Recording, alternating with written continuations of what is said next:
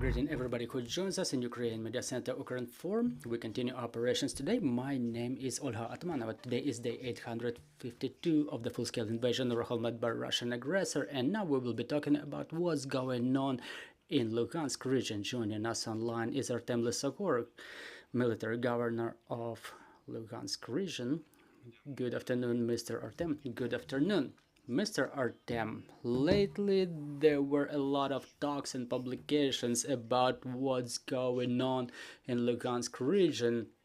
I mean, the territory under Ukrainian control. So what is the territory, what is the situation for the time being? Let's start with this.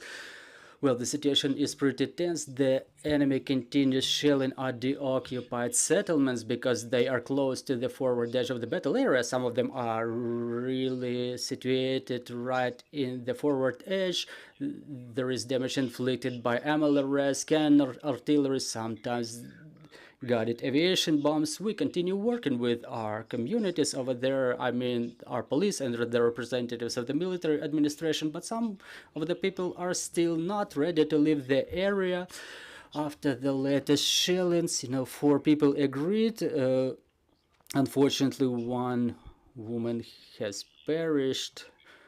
Her mother was evacuated. We were able to accommodate her in our temporary facilities, but the situation is really difficult because the enemy keeps inflicting strikes on our police, our military administration, those representatives who move along the area, and they try to inflict damage on our armed forces. It's clear that Belogorivka, which is the epicenter of battle operations, currently ceased to exist. It's almost completely destroyed, but where the people are still staying, the situation is really tense. Well, according to your calculations, what is the number of civilians staying there? Well, as of this morning, it's 48 people. 3 of them were about to leave to check their health condition and to process their pensions.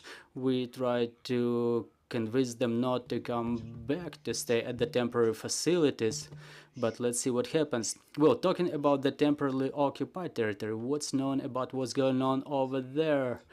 Well, basically the situation in the temporarily occupied territories is unchanged. Russian invaders continue producing their rules, imposing their rules at the level of legislation of aggressor. They try to demonstrate to the people that they try to add those territories so that so-called Russian legislation works there, but there are no significant changes. The Russians sent teachers and doctors from the depth of Russia to the temporarily occupied territories to provide education and medical services. But the question is, if those specialists were not fit at home, we can understand what's their level. And if the matter is the lack of medical personnel, it becomes clear what is their qualification. And there is basically no equipment to work with because all of our equipment, all of our modern cutting-edge equipment was pillaged by the Russians and transported to either to Luhansk and Donetsk or to Russian Federation. This is why we basically can understand what is the level of medical services being provided to the people in those areas. At the distance of 100 kilometers to the forward edge of the battle area, there are huge problems with the medicines, with the medical services. I mean, any medical examination for the people who have any chronic diseases, any chronic sicknesses, given the number of killed and wounded occupiers, the hospitals are filled with them. So people have to use their connections to pull the strings to just get examined by a doctor. A lot of people suffer from the lack of medicines. And talking about the medicines, the issues promoted by the news promoted by the Russian Telegram channels, people call those medicines like lime because they don't work, they are tasteless. Well, Mr. Artem, we hear a lot of news about Ukrainian armed forces strikes on the installations and facilities of the armed forces of Russian Federation in temporarily occupied territories. So are those strikes successful? Does the local population help the Ukrainian armed forces with intelligence? Well, you know, our armed forces have really stepped up. They inflict damage on those military installations.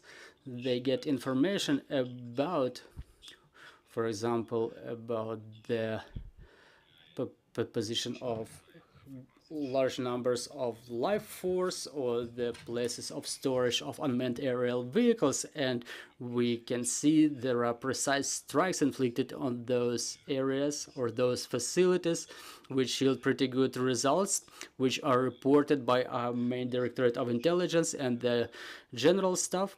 We've promised the enemy from the very beginning that every single piece of our land, every single life that was destroyed, they will have to bear responsibility for that. And those are the precise strikes that destroy the enemy in their lair, that they try to transform our occupied territory into. We see that the enemy tries to transform those areas into a buffer zone, but they get serious response from our guys, and thus they try to create this buffer zone everywhere where their troops are located. And I think that those strikes are quite legit, and the number of them will be growing. And talking about the resistance movement, how active is that and how efficient is their work? Well, you know, it's more of a question to the military. The resistance works, we see the results of their work, we get a lot of news, I get a lot of notifications from the people. We cannot disclose the sources, but we keep getting the news 24/7. Our special services keep working. Everything we see, everything we hear, we hand over the information to the armed forces and they respond effectively. We have questions on the floor. Volunteer Ukraine Forum. There were news that there are about 6,000 children studying in the schools of Ukraine from the temporarily occupied territories of Luhansk region. What is the situation for the time being? Well, some of the children,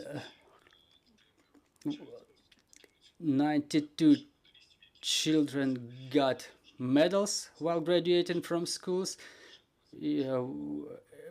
Basically, less children are entering school. We understand it. More people are evacuating. Some of the people try to switch their children to offline mode of education. But again, those schools that we were able to relocate, they work and they provide online education services not only for the children who stay in Ukraine, but even to those who stay abroad.